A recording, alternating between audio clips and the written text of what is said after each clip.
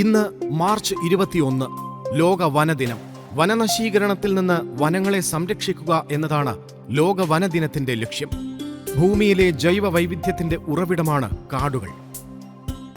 കല്ലല്ല മണ്ണല്ല മരമല്ല കാട്, ജലമാണ് പുഴയാണ് വിളയാണ് കാട്.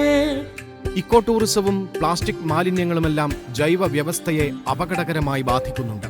ലോകത്തിലെ എല്ലാ വനങ്ങളുടെയും നിലനിൽപ്പിനെ ദോഷകരമായി ബാധിക്കുന്ന ഒന്നാണിത്. ഭൂമിയുടെ ആവാസ വ്യവസ്ഥയെപ്പോലും അപകടപ്പെടുത്തുന്ന മാനുഷിക ഇടപെടലുകളിൽ നിന്ന് വനങ്ങളെ സംരക്ഷിക്കുക എന്നതാണ് വനദിനത്തിന്റെ പ്രധാന ഉദ്ദേശലക്ഷ്യം. ഐക്യരാഷ്ട്ര പൊതുസഭയുടെ 2012 തീരുമാനപ്രകാരമാണ് നവംബർ 21 ലോക വനദിനമായി ആചരിക്കുന്നത്.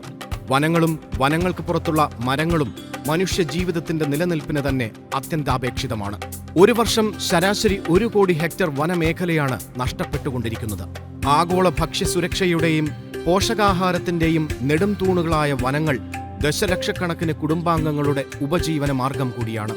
പഴങ്ങൾ, വിത്തുകൾ, വേരുകൾ, മാംസം തുടങ്ങിയ അവശ്യ ഭക്ഷണങ്ങൾ തദ്ദേശീയ ഗ്രാമീണ സമൂഹങ്ങൾക്ക് അടിസ്ഥാന വിഭവങ്ങൾ നൽകുന്നു. 2025 അന്താരാഷ്ട്ര വനദിനത്തിന്റെ പ്രമേയം തന്നെ വനങ്ങളും ഭക്ഷണവും എന്നതാണ്. ഭക്ഷണത്തിന്റെ ഭാവി വനങ്ങളിൽ നിന്നാണ്. നമുക്ക് ഓരോരുത്തർക്കും ഒരു വൃക്ഷത്തൈയെങ്കിലും നട്ട് ഈ വനദിനത്തിൽ അണിചേരാം.